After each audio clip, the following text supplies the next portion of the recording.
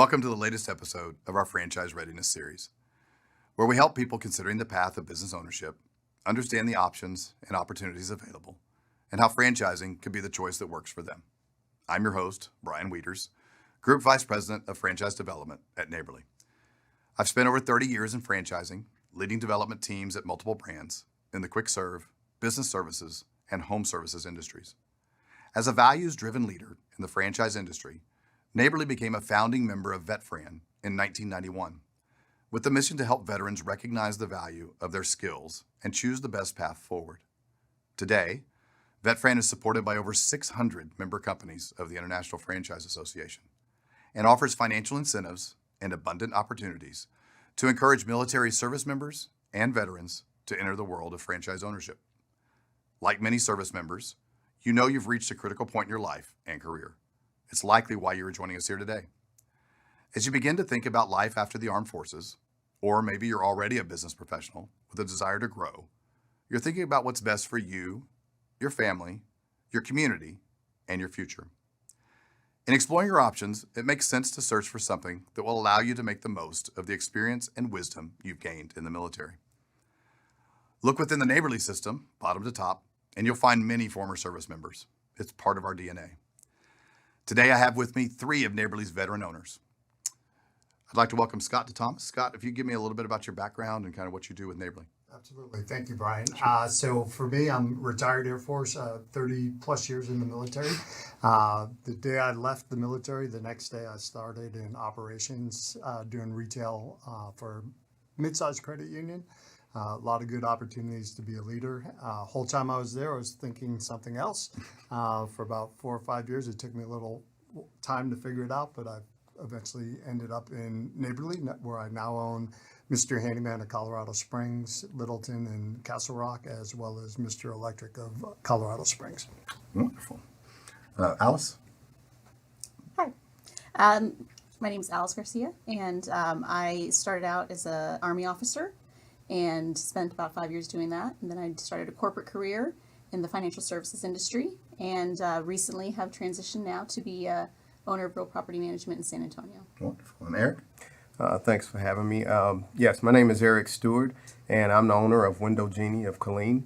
And I'm retired military, Army, did 20 years. And then after that, I decided to going to overseas working as a civilian contractor. Completed that time for about 6 years, and then I started looking into franchising, and that's what brought me into the Neighborly community and to Window Genie. Wonderful. So each one of you's had some experience, both obviously in the military Yes. first, then went into the corporate world and a corporate job. How has your military background impacted you as a franchise owner? And Scott, we'll start with you. Great. Great question. A lot of military have a hard time translating their military experience into the civilian world. For me personally, I believe just about everyone in the military has been an operator at some point. Doesn't matter what rank, but you've been through training, you've been through leadership, you've followed, you've been part of some type of operation throughout your military experience. That's really what a franchise is giving you the opportunity to do, is to buy an operational handbook manual that you can take your leadership, you can take your followership, your training, decision making that you've spent most of your military time doing, and then apply it to something that's rewarding, as in business ownership. So that's probably the biggest thing, is most people don't realize how how much of their experience really translates directly to being a business owner. Great. Eric, you have anything to add to that? Yeah, for me, the bridge of the stress. I think that through the military, we've all had some levels of stress, whether it be to the max or to the minimal. And I think that for me, learning how to deal with stress in a stressful situation, that bridged over for me into the civilian sector and owning my own franchise. So it comes to the point where you hear the phrase, never sweat the small stuff. So I got bigger fish to fry. So I think of those things, and it works for me, the military. That's great. So Alice, anything for in your part? I think for me, it's been that can-do attitude and resilience. So I think in the military, we've all just, even if you think you can't do it, you figure out a way to make it happen. And so that is really important to business ownership, because especially if it's just you starting out, you have to make it happen. Right. And that resiliency and being able to adapt and overcome And having a strong team, so being a part of the franchise family definitely has helped as well. Yeah, I've heard from a lot of our veterans that whole adapt and overcome. That's just kind of ingrained in you. Is that? Eric, can you talk a little bit more about that? Kind of how that transitions and how it's just ingrained in what you do already. Oh, yes, absolutely. We're all faced with certain aspects of things that we've done in the military where it's like, oh, how am I going to get through this? You learn to adapt to that certain condition, Right. and you overcome it. And that's the challenge. And so we live by that creed, and it works for us. And that's what gets us through everyday challenges of being in the military. So, and again, that bridges back over into franchising. So it's already embedded in us, and we utilize that same motto, that creed, to get through everyday challenges on the civilian side. No, that's great. Scott, anything else on that? Yeah, I would kind of harp on what Eric said, and that's at all ranks of the military. Right. So it's whether you're the young troop that shows up with a captain that says, "Hey, we got to set up camp here," and you've got a bag of tools, and you're like, "Well, how do I set up camp in the middle of a desert?" It really does lend itself nicely to a set of skills that the average business owner coming off the street probably doesn't have. We've all been exposed to it. We've all dropped in on tent city and the tents weren't up, or Right. there was no food, and you just learn to adapt and overcome. And it really goes throughout the ranks. It really doesn't matter what level you Right. served at. You've either done it, been exposed to it, or witnessed it firsthand. So. Wow, that's wonderful. So okay. So prior to Neighborly, had you considered business ownership? And if so, what attracted you to the franchise side of it? So Eric, I'll start with you on this one. Oh, absolutely. I actually started out taking my skill sets and utilized that to go into the civilian world and working in the, I guess you could say, the civilian sector, not the franchising side, but the other side. And believe it or not, nothing came to surface that matched my skill set. And it was very disappointing. It was very discouraging. And they say never go and do something because you're discouraged about it and just make a hasty decision. And I didn't. I did my research and everything, but I wasn't thinking franchise. But then through discouragement and disappointment, franchising came up. And then so that's when I started looking at it. And I'm like, wait a minute, I could utilize the skill sets that I have to make a business and to bring on other people, other employees, and create jobs. And I thought, hey, that's more valuable than me punching the clock for somebody else. So that's what got me into franchising. So Alice. I really hadn't thought about it. I had been very happy in a corporate career, and but I, on the side, was managing my own properties. And so I came to an inflection point in my own career where I was deciding, do I continue down this corporate path? And was introduced to property management as a franchise. I looked at some other options, but since I was familiar with managing my own properties, I felt like it was a nice transition from something I knew or into something that I knew. What I liked about franchising was that it wasn't just me by myself. And so while I've been managing properties on my own and learning, making mistakes on my own, figuring out my own processes, I've liked that there's that background and network behind me that's able to give me the pieces that I needed and accelerate my business plan. So Scott, did you have anything to add to that? Yeah, like these guys, hadn't been top of mind when I was transitioning from the military, but was always in the back of my mind. My dad owned his own business. My father-in-law was a businessman. I'd seen what it had done for their lives, but the transition came so quickly that 6 months goes in a heartbeat, and you find yourself doing something that you think was going to answer what you were looking for, and then you realize that very early on the business calling was there and you needed to explore it. And then that transitions into why franchising.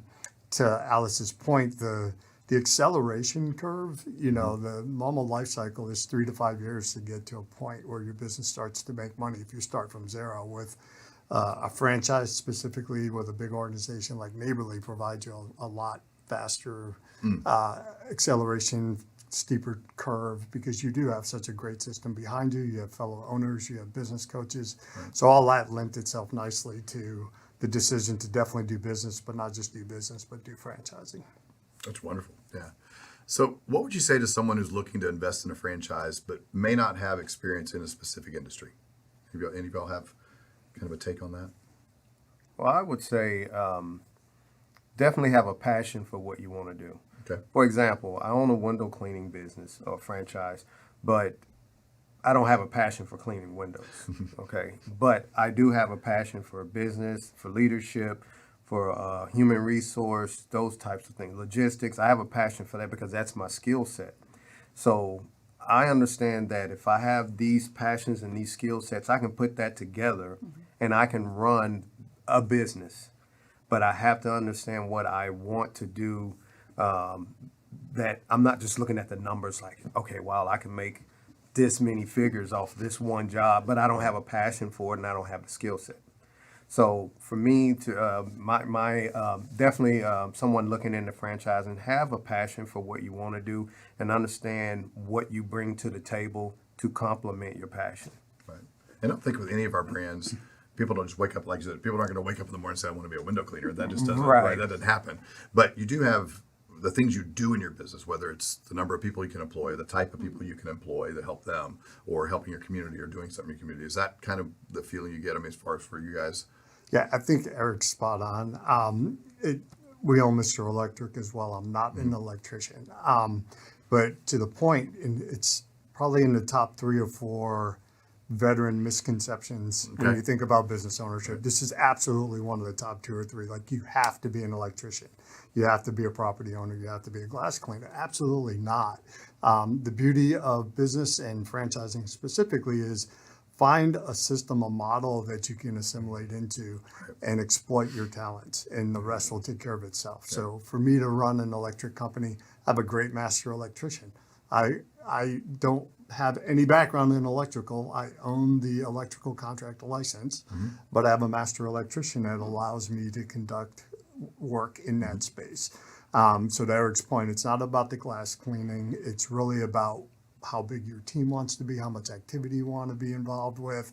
That's where the franchising concept helps you kind of shape it to what you want to be when you grow up, kind of thing. So, but Yeah. what do you think, Alice? I think it really does, because there's I think what we're good about in the military is that we are able to realize what we're really good at as individuals, what we're better at as a team. And so what I see neighborly and franchising is I know the soft skills that I have and what I bring to the table. The parts that I don't know, the industry experience I may not have, I can get that from the franchise. I can get the support from marketing. I can get that technology. Some of those things that I would have to teach or outsource, I can get that from fellow owners who've made mistakes and learned and had lessons learned. Right. So it's really that teamwork mentality of us doing it together. And so you may not have that industry experience, but you can lean on other people to really bring that to your team. Right. Yeah, I think that's the beauty of franchising as a whole. We talk about all the time. There's really 5 key areas, right? That so from a support standpoint that you should have, right? That are part of your business, but you're not going to be an expert in all 5 of those areas, right? There's marketing and sales, there's operations, there's management, there's training, and then there's financial, right? All those are the 5 areas you need experts in. But we don't expect you to be the expert in that, right? Whatever ones you're not good at, we're going to bring the experts in to support you in that regard, right? That's the beauty of having that team behind you. Yeah, and one other thing on that, Brian. It's not just the neighborly team, but now we have a network, right? So for veterans specific, I can tell you who the 20 veterans in the 10 in electric, 10 in handy, they're on my speed dial. So you literally have not only the support of the franchise behind you, but getting into an organization that does indeed promote veteran ownership, you now have a network of fellow owners that, to your point, maybe the support isn't exactly at neighborly, but I know I'm going to be calling Alice when I have a question on RPM from now until forever, kind of thing, which is really neat. Yeah, that is great. So let's get back to talking about veterans a little bit and a little bit more, and specifically on what do you believe makes a veteran such a great small business or franchise owner? Well, I feel that we've been trained to be by the numbers. So we understand doctrine, we understand regulations, technical manuals. So when you're buying a franchise, it's built that way. So all it does is just bridges what you already know, what you're already used to, the system that you have in place that you're already utilizing. You bridge that into what Neighborly offers as part of the franchise or whichever franchise you get into, and you use that system to continue to grow your business. So we are by nature veterans, systematic people. So I think that's one of the things that makes a veteran an ideal franchise owner. What do you think, Alice? I'd say, in addition to that, it'd be those soft skills, your leadership. I think all of us have had challenges in our different careers, regardless of what rank you were, what service you're in. We found ways to learn from those, and so I think that'd be what I would add. Yeah, I agree. Scott, anything else? I think if you really go even a step deeper, those are great answers. The amount of training, exposure, experience, decision making that every veteran has had, every veteran, doesn't matter what rank, you've been exposed to what I considered, in my 32 years of service, I was in a 32-year leadership laboratory. From the day you show up at the academy or basic training, whatever your entry point is, it's a leadership lab from day one. There's natural leaders, you're following people, you're learning. So your whole life is, at least to me, the military provides this enormous experiential learning, lab the entire time you're there. So all those soft skills, you're being exposed to good, bad, and different, all the training we get, the operations that we've been involved with, those are all super, super critical to making you successful in this space. And it gives you a leg up. I mean, the average person may have a tenth or half of that when they come to buy a business, but most of the military is showing up on day one with 80 or 90% of the tools in their tool bag. Right. And then they just have to work out that last piece. That's great. Scott, before we go to we've got some questions that came in from the audience while I've been talking, but before we go there, I know you and I, when we've done some other veterans events together, you've quoted a statistic about how many job changes a veteran's going to make after they get out of the military. Right. And there's a time frame there. What is that It's again? crazy. Yeah. And so my sister used to work for a company and they hired a lot of colonels, and every colonel lasted about a year. So the average veteran, at least at my level, was 3 jobs in 5 years. Wow. And I think it's applicable probably across the board. And so when you peel it back, it's a great question, Brian. Why is it? It's culture, it's values, it's the things we grew up on, and very difficult to replicate that in any environment. I've been inside of some really cool organizations, and they do a great job attempting to do it, but it's really hard to replicate it when you've spent your whole life in it. That's one of the cool things about being an owner. Yeah. Dude, you can do it. I mean, if you like certain things, if Eric wants black boots every day, shine and spit shine, and these guys are lining up getting spit shine, right? And if you're in the creases on your uniforms, then Alice is going to be the one lining up her, teammates and her partners on her team to fit into the culture that you want. So that's one of those elements that probably drives most people on this long journey for those first 3 to 5 years. Is finding a good fit, finding the culture. You own your business, you can create that. You get to replicate it the way you want to do it. So, great question. Yeah, and that resonates, I think, because that's something I've seen in my career for the many years I've been doing this now, and working with multiple people like yourselves, helping to find the right business that's a good fit for them. When it comes to questions about, well, what makes a successful owner? What is it? How do you keep staff? What's retention like? Those kind of questions. It does all come back to that, to culture, right? And you as the owner create that. And the earlier you create it in your business, the better, right? And then use that culture, whether it's a code of values, a mission statement, whatever you're doing, use that to hire and fire. Yeah, Right. And then you typically, when I see franchisees and small business owners do that, they don't have retention issues. They don't have issues of finding people because their current employees will bring them more. No. Right. That fit. Does that make sense? Yes, I that think- makes a lot of Yeah. sense. And I think what we were talking about earlier is a lot of times veterans come out of the military and they feel underutilized in that first job or maybe the second one, and they're searching for that role that gives them the ability to use all of the tools that they have in their toolkit, and that's why they're moving around, because they're not feeling like they're doing all that they can do.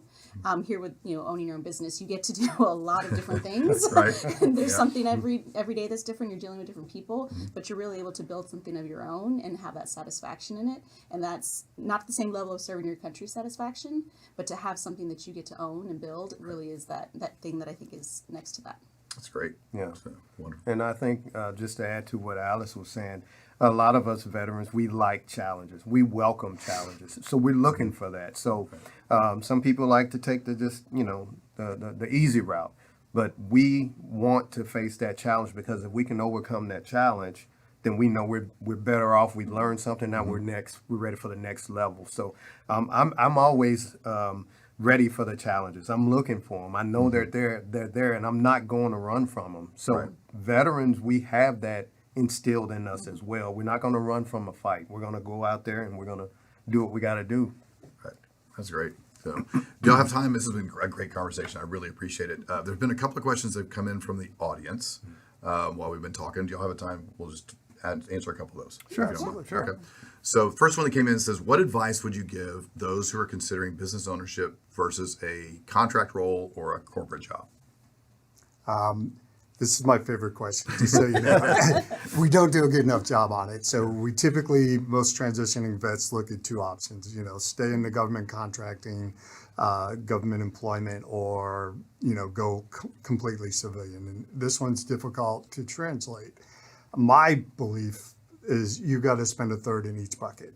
In the third, you have to take business ownership, franchising, and explore it with the same level of passion and intensity as you do that local bank or that that logistics firm in your community that you want to work for, or the government contract GS employment options.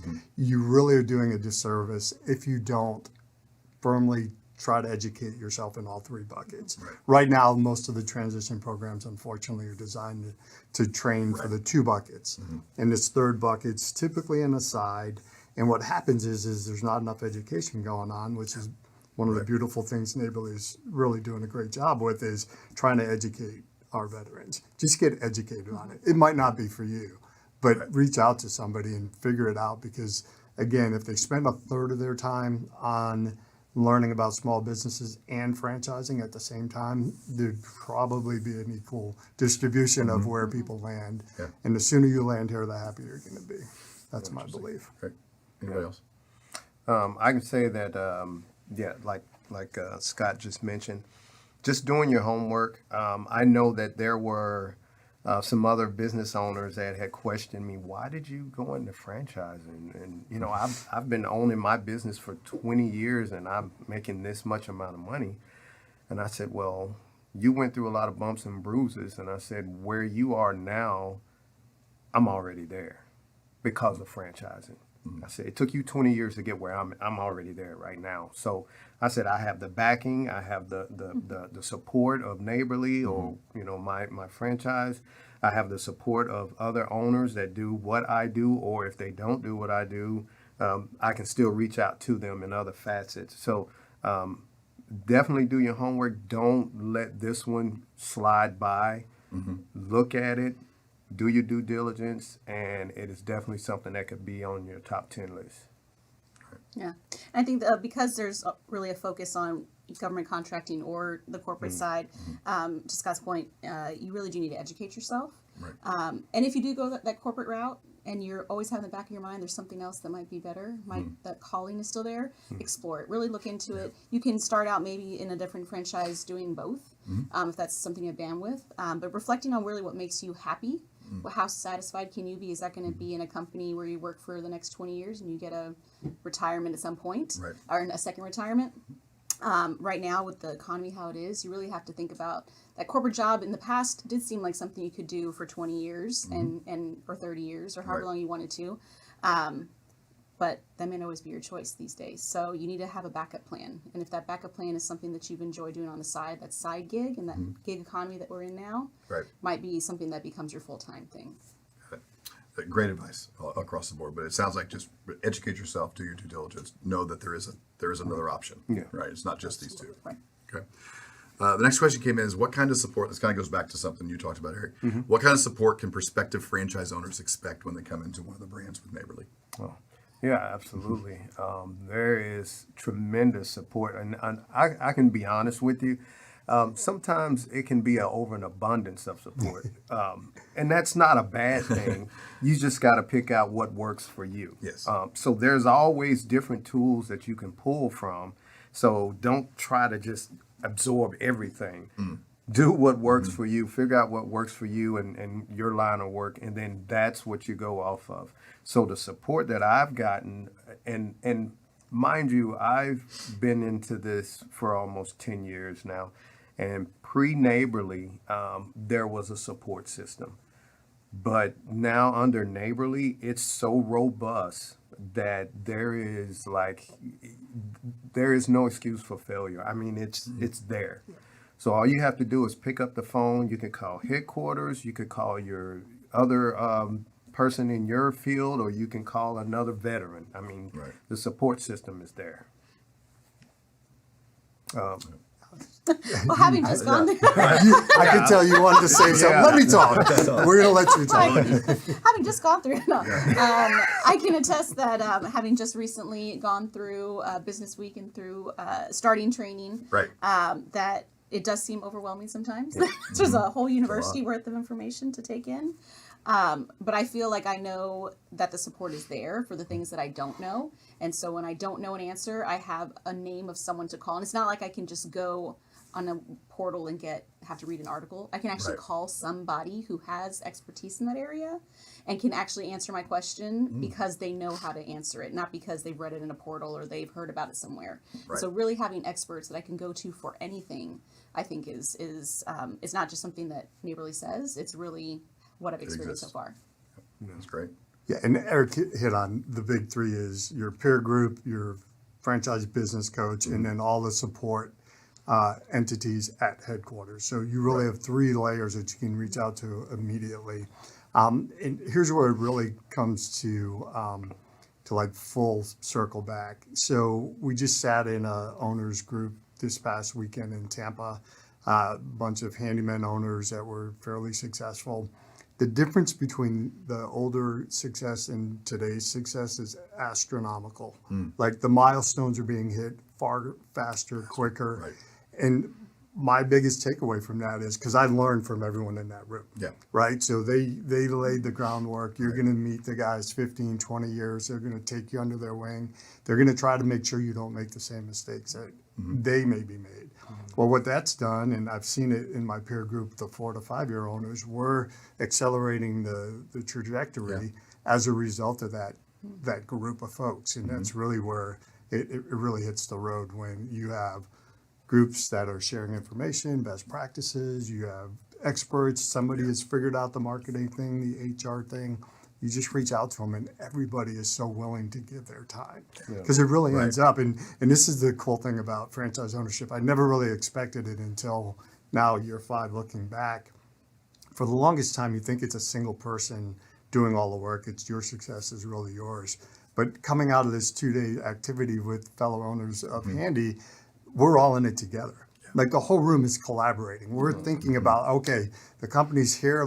How do we all contribute a little more? What's the best practices? And that's really where this kind of network of support really hits the road. Like it really comes full circle and allows you to get to a place where you're going to be like a years from now, you're going to be like, I'm 100 times faster than the first guy. And it's like, because everyone's going to be wanting you to get there quicker, faster, better, which is really cool. Yeah, and that's just an evolution of a system, right? It's just it does continue to get better because where we learn as a franchisor, we learn a lot of it is coming from you guys.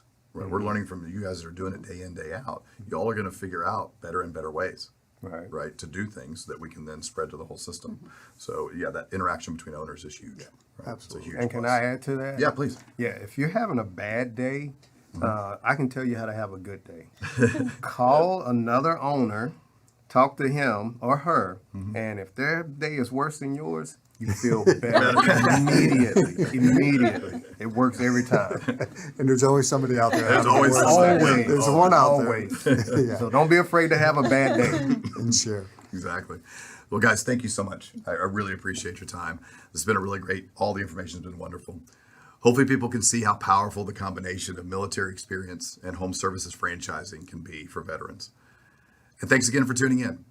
A Neighborly franchise provides an environment for former service members like you to connect, share, learn, and grow with your peers in business.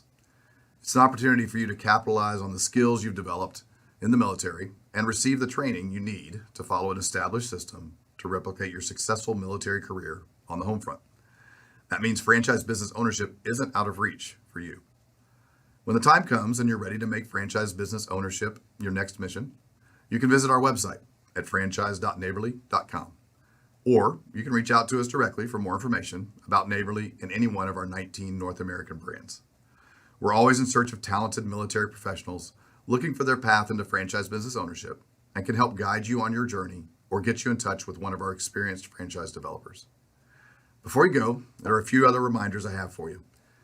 A replay of this webinar will be available on our website, so you can rewatch as many times as you'd like. We also provide the replay link via email for you to review or share with someone else. Be sure to check your email for information and register for our next webinar. Thank you all for watching. We look forward to seeing you on our next one.